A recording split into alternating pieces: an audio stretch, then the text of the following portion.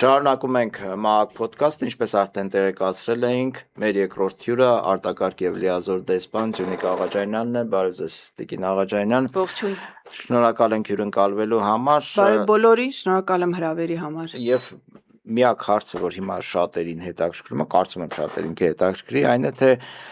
տեսեք, ընտրությունները անցան, ընտրությունները լեգիտիմ չէին, թե նախընտրական շրջանը հաշվի առնելով, թե հետընտրական շրջանը, թե հենց բուն ընտրությունների process-ը, եւ տպավորություն էր, որ ընտրությունների ավարտից հետո պետք է սառույցը հալելու նման ինչ-որ գործընթաց տեղի ունենա, այսինքն ասեին լավ, ինչ եղել չի եղել ընտրությունների ժամանակ եւ դրանից հետո հիմա արեք ապրենք բարեկամաբար, ես նաեւ ձեր վարչապետն եմ եւ այլն, բայց տեսնում ենք ուղիղ հակառակը, ձերբակալություններ ամեն օր,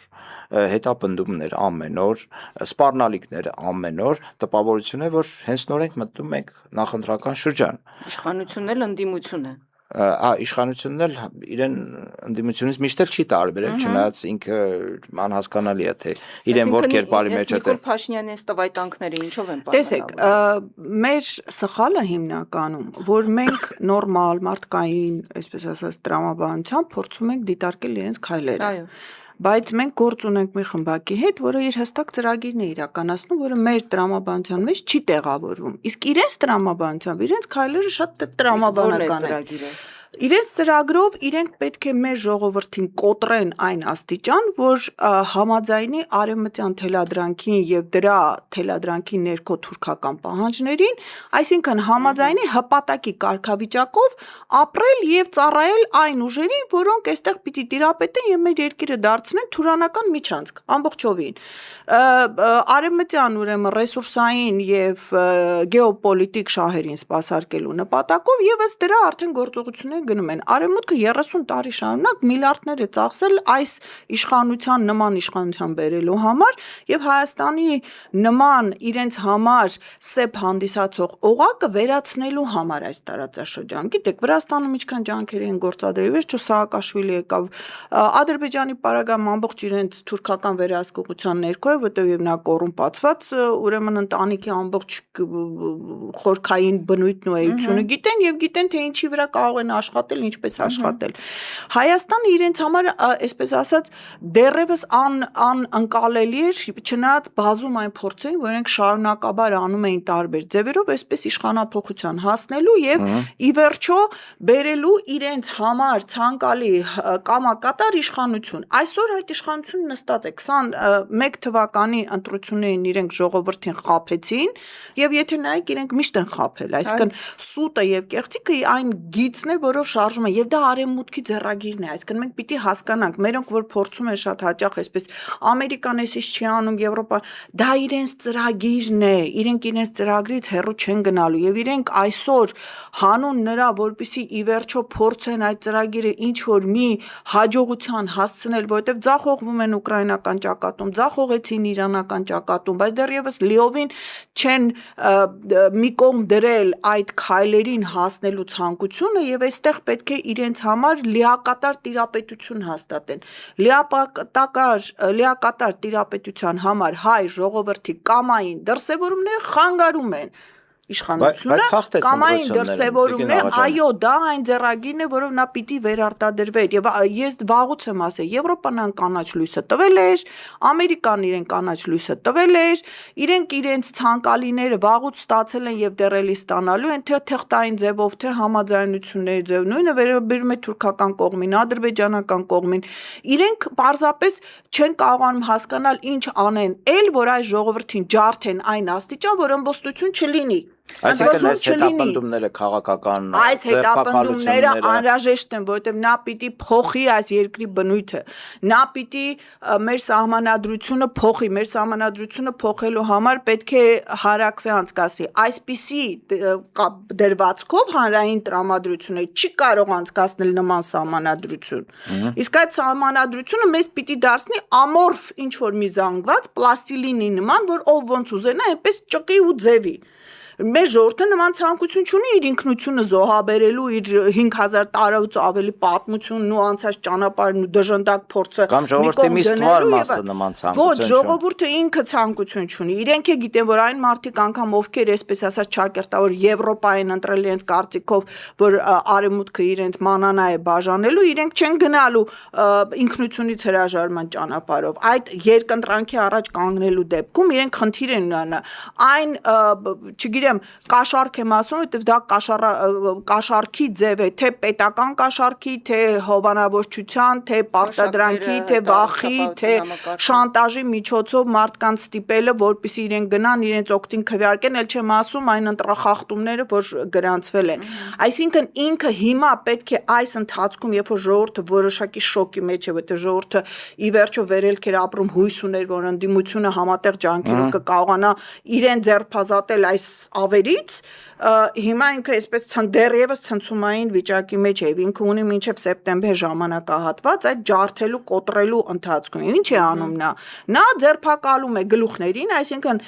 գլխատելու գործընթաց է գնում, էլի տեսել է կարեմուտքի ձեռագիրն է իրանում, գլխատման գործընթացը գնաց, իրենց կարծիքով գլուխն է հեռացնելով ամբողջը ջարդելու է։ Այստեղ բավարարվում են ձերբակալություններով։ Ոչ միայն գնում են առաջի համարները, այսինքն իրենք փորձում են ձերբակալություններով գնալ այնպիսի կամ եթե այնպիսի դրվածքի, որ մանդատները չվերցնեն, որպեսզի իրենք կարողանան նույն սահմանադրական դատարանի միջոցով ինչ որ ձևական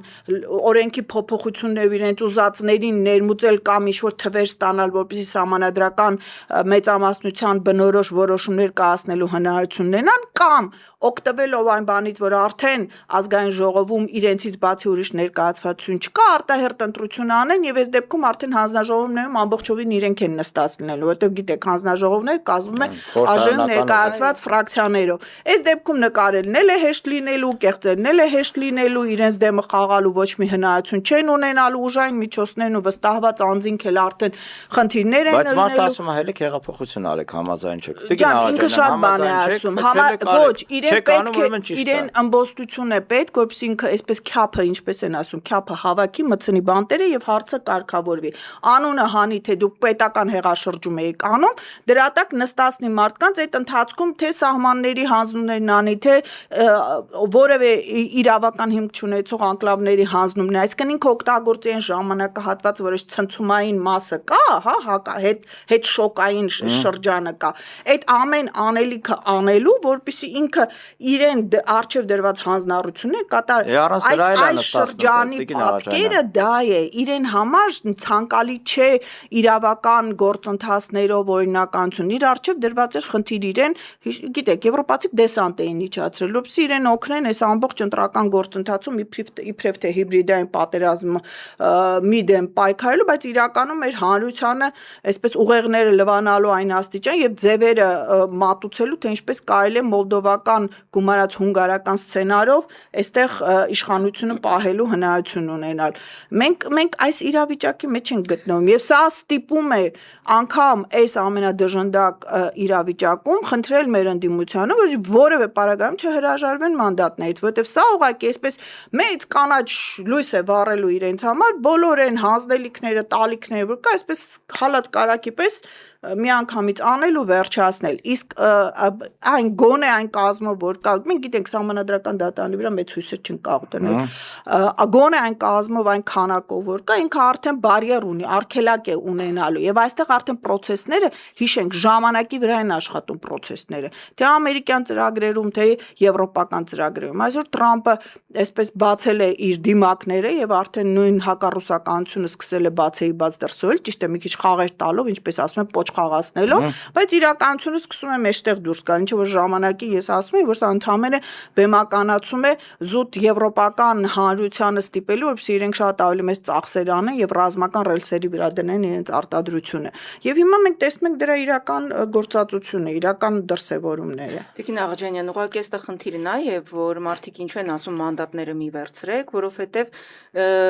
տեսել են նաեւ փորձը կա, հա, որ մանդատները վերցրել են, գնացել են ազգային ժողովում, սուր հարցեր են Ոչ մի բան չի տվել եւ այլն, ես հա ասում եմ այն մարդկանց կարծիքը, ովքեր դեմ են մանդատները վերցնելուն։ Ոչինչ չեք անելու մանդատները վերցնելու։ Խնդիրը այդ ոչինչ չանելու մեջ է։ Իրենք ասում են դու գործողությունների պլան պիտի ունենաք, թե ինչի եք այդ մանդատները վերցնում։ Արդյոք կա այդ պլանը եւ արդյոք այդ գիտակցումը կա, որ պետք է նաեւ ունենան գործողությունների։ Տեսեք, ես համաձայն չեմ, որ գործողությունները նախ ձայների առումով էական տարբերություն կա։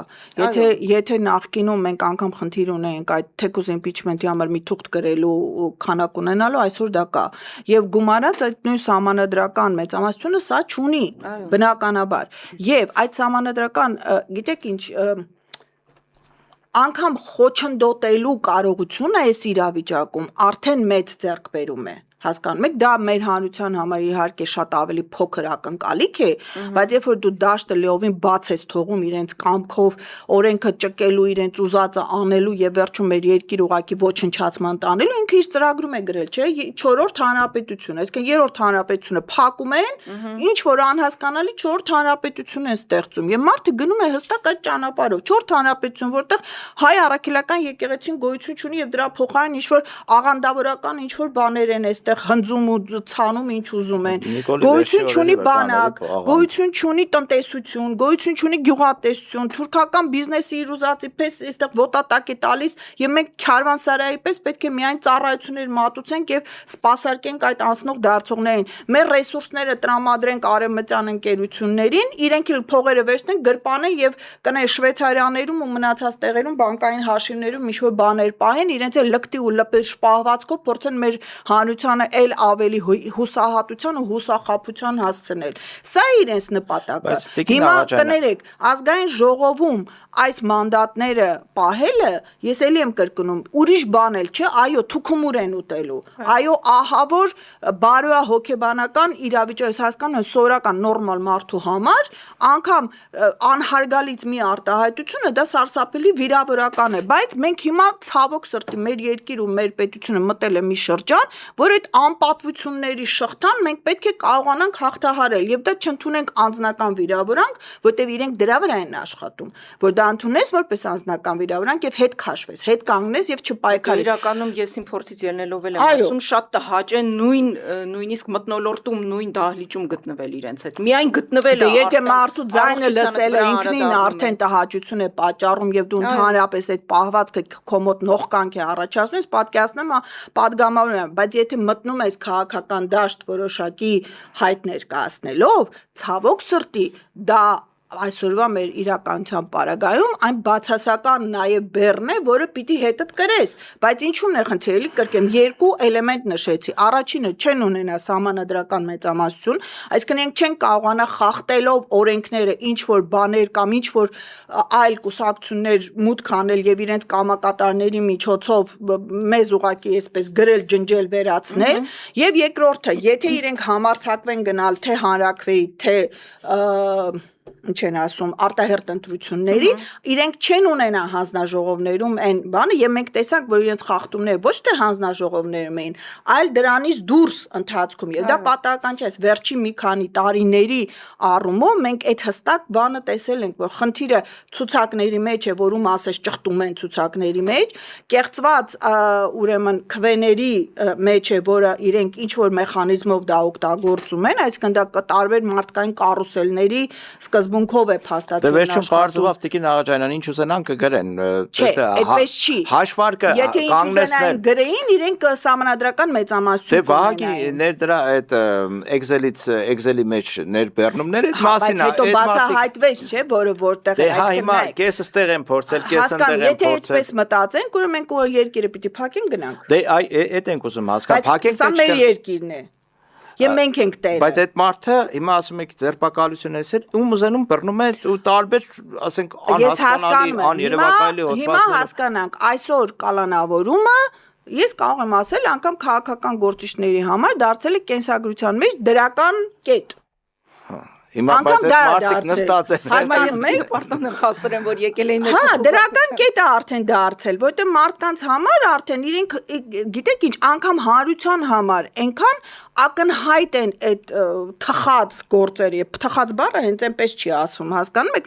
նույն Անդրանիկի Թևանյանի հետ կապված ահասարսուր բաներ ա խոսում, չէ, այդ ահասարսուր ձայնով ինչ-որ սենց ոգևորված արտահայտությունն է, երբ որ լսում ես, կարդում ես, ասում ես դե լավ էլի,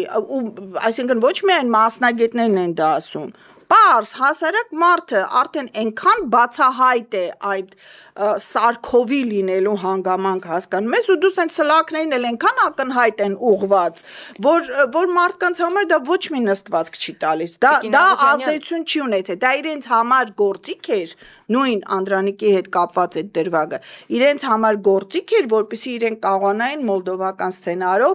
մերժեին կուսակցության մասնակցությունը, բայց իրենք, որտեղ դուք եթե ուշադիր այդ փաստաթղթը կարդաք, ամբողջ սլակները տանում էին դեպի ուժեղ Հայաստան Սամվել Կարապետյան, այսինքն Անդրանիկի միջոցով տանում էին կապը հասցնում են այդտեղ, որպեսզի իբրև թե գործակալական ցանցի հետ աշխատող կամ լրտեսական ինչ-որ բաներ կապեր ունեցող ուրիշ պետության ազդեցության տակ գտնվող կուսակցության անվան տակ մերժեին, բայց հանրային աջակցությունը այնքան մեծ էր, որ իրենք չհամարձակվեցին, որտեղ դա իրոք պորտկում կտար եւ կվերացներ իրենց կողմից ընդհանրապես որևէ ձևով որևէ ձայն ստանալու հնարավորություն, այսինքն իրոք պայթյունի կվերածվեր։ Դե համար իրենք գնացին այսպես նկարած գեղարվեստական ստեղծագործության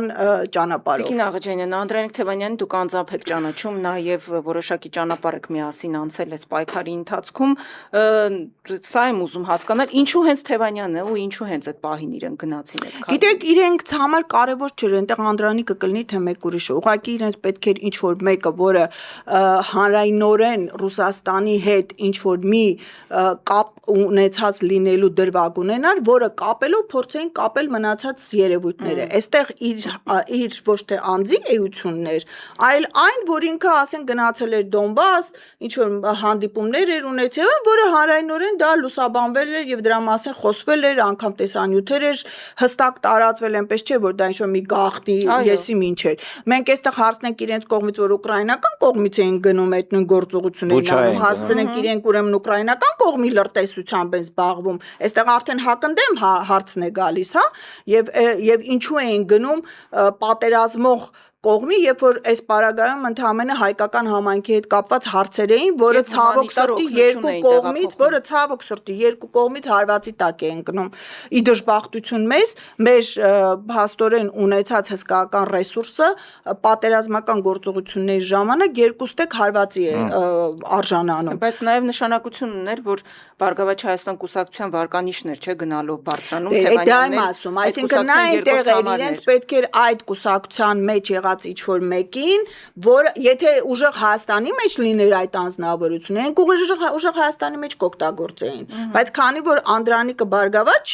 Հայաստանի մեջ էր, իրենք փորձեցին այսպես ծռելով, մի կերպ ճկելով, հա, այսպես բերել իբրև թե կապել ուժեղ Հայաստանի հետ Սամվել Կարապետյանի հետ ինչ-որ գլոբալ ծրագրի։ Բայց արդյունքում Բարգավաճին չթողեցին։ Եվ որտեղ այլ ուրիշ տարբերակ չտեսան։ Դրա համար եմ ասում, նկարելը բարդացավ։ Քանի որ տեղամասերում իրենք չկարողացան ուղղակի լցոնների կամ այն նույն խախտումների ու նկարչական ձևավորումների միջոցով թվերը ստանալ, որ հետո թափահարելով ասեն, տեսեք, մեր ժողովուրդը ընտրել է, իրենք ստիպված այդ միջանկյալ հատվածում արեցին այն գործողությունները, որը ավելի բացահայտ դարձեց անօրինականությունը։ Տիկին Աղաջանյան, փորձենք ամփոփել։ Հիմա ես այս հարցը երևի բոլորին տամ ընդդիմադիր մի ստվար հատված կա, որը ընկճված է, որը չէր սպասում նման արդյունքներ, իրոք շատերը չէին սպասում, որովհետև չէին մտածում, որ սա կարող է այս աշխանի կարմիր գծերը անցնել։ Հիմա մարդիկ ուզում են հասկանալ, ինչ է սպասվում մեզ։ Այս մարդը բռնաճնշումները շարունակում է, քաղաքական հետապնդումները շարունակում է, ձերբակալությունները շարունակում է, դուք էլ ասում եք, որ դա անում է հստակ հստակցությունները նպատակներով, այո։ Ինչ սպասենք, այսինքն մենք այդպես մի փոքր դիմադրում ենք, էս ենք անում ենք, բայց ազդեցություն կարծես չկա։ Չէ, փոքր չենք դիմադրում եւ կարծում եմ յուրաքանչյուր անձ, ով որ օրինակ գոնես վերջի շրջանում ում դեմ գործ են հարուցում, իրենք շատ լավ հասկանում են իրավիճակը, հասկանում են, որ սա ընդհանրապես այդ ժամանակի մեջ գործողությունների ինչ որ ծրագրի մաս է կազմում եւ իրենք դա հասկանում են, որ ուրիշ տարբերակ չկա, իրենք հարվածի տակ են ընկնելու, բայց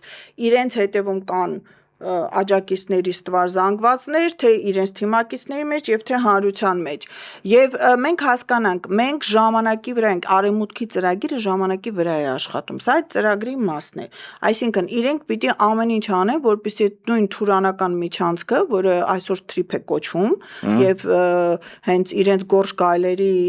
ղեկավարը Բախչելին վերջերս հստակ բառերով ասեց, որ սա հենց թուրանական միջանցքն է, այնպես որ այնտեղ միշտ էլ ասում են ուղղակի Չէ, ուզում եմ ասեմ, որ եթե իշխանությունները փորձում են մարդկանց համոզել, որ սա ինչ-որ տնտեսական եւ այլն, ոչ, սա մեր տարածքի հանձնում է եւ ինքնիշխանության հսկայական զիջումներով։ Եվ այս պարագայում իրենք գիտեն, որ դրանք մտնելու են ազգային ժողով, դա պիտի վավերացվի, որպեսզի ինչ-որ միտեղ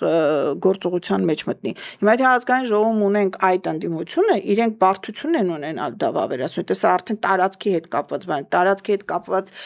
ուրեմն որոշումներ պետք է հանրակրվեով անցկացնեն։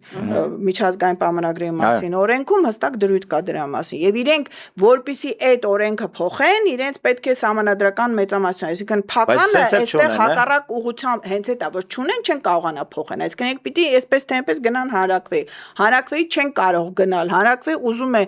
Սահմանադրության փոփոխությունը Ադրբեջանի պահանջով, հանրակրվե պահանջելու է օրենքով փաստորեն TRIP-ի համար, հանրակրվե պահանջելու է Ռուսաստանը, որպեսզի հասկանա Հայաստանը ի վերջո որ ուղղությամբ է, այսինքն այս իշխանություններին երեք կողմից դնելու են կաղապարի մեջ, փորձելու ինչ-որ բան անել։ Անդիմության վարքագիծը բարդացնում է իրենց գործողությունները, բարդացնում է իրենց ծրագիրը եւ դրանով ժամանակը անցնում է, ժամանակը կորում է, որը արևմուտքին շատ կարեւոր է։ Ջնջել, նստացնել, փակել։ Փորձում են դրանով խեղճացնել, բայց հակառակը դա հակառակ էֆեկտն է ունենում եւ լավ է որ հակառակ էֆեկտն է, որտեղ դա օգնում է նաեւ այս, ինչպես նշեցիք, ժողովուրդը շոկի մեջ է, հուսահատված եւ այն, դա ժողով ստիպում է ժողովրդին նաեւ արագ դուրս գալ այդ շոկային վիճակից, որտեղ հասկանում են, որ այստեղ բոլորովին այլ խաղ է։ Մենք խոսում ենք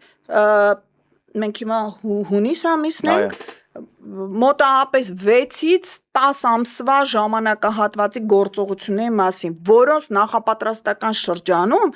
այդ հանրակրվեն պիտի անցկացվի, սահմանադրությունը պիտի փոխվի, այդ TRIP-ի ծրագիրը պիտի սկսի իրականացվել եւ ռուսական բազան այստեղից պիտի դուրս գա, ռուսական ներկայությունը այստեղից պիտի դուրս գա։ Այսինքն մոտ 10 ամիս ժամանակ Որովհետեւ նույն մերձավոր արևելյան եւ ռուս-ուկրաինական ճակատում զարգացումներ են նախատեսվում, նույն իրանական ճակատում այդ ամեն ինչը ինչ է նշանակում է այնտեղ իրենք բարդություններ են ունենում եւ այս ծրագրերը ձախողվում են ինչպես որ ձախողվել են մեր բոլոր դիմադրության շարժումների ժամանակ այսինքն այո դիմադրության շարժումները թե 21-ին թե 22-ին թե 23-ին հաջողություն թե 24-ին իրենք հաջողություն չեն բերել սրանց իշխանությունից զրկելու տեսակետից բայց իրենք հաջողություն են բերել մեր պետությունը պահելու տեսակետից մեր ինքնությունը պահպանելու եւ դեռ շանսեր ու հնարավորություններ ունենալու հետ մեր ամեն ինչը վերականգնելու տեսակետից։ Սա շատ կարևոր է, որ ժողովուրդը հասկանա եւ այս դիմադրությունը խանգարում է իրենց ծրագրերի իրականացմանը, օգնելով նաեւ մեր դաշնակիցներին, որպեսզի իրենք թույլ չտան մեր երկիրը ուղղակի ոչնչացնել։ Շնորհակալություն Տիկին Աղաջանյան հետաքրքիր զրույցի համար, այո, հուսանք այդ դիմադրությունը ամեն օր կաճի բոլոր մակարդակներով, մենք ուղղակի ուրիշ տարբերակ չունենք։ Շնորհակալություն։ Ես եմ շնորհակալ։ Հիշեցնենք, որ այսօր մենք զրուցում էինք հատուկ, չէ, Արտակարգ եւ լիազոր դեսպան որի նախկինը չի լինում, չէ, Տիկին Աղաջանյան, ինչպես լրագրողներին է։ Դա կոչվում է։ Սա թող ազդակ չլինի ձեր նկատմամբ ինչ-որ բաներ անել Տիկին Աղաջանյան։ Սրանցից ամեն ինչ սպասել է։ Իրենցից ամեն ինչ կարող են ստեղծագործական միտքը իրենց համար սահմաններ չի ճանաչում։ Այսքանով ավարտենք հայրենակիցներին դերենիկ ամեն դեպքում չմոռանանք հորդորելու, որպեսզի համիանան մեր էջերին, նաև միանան մեր պայքարին, միացեք, որ փոխենք։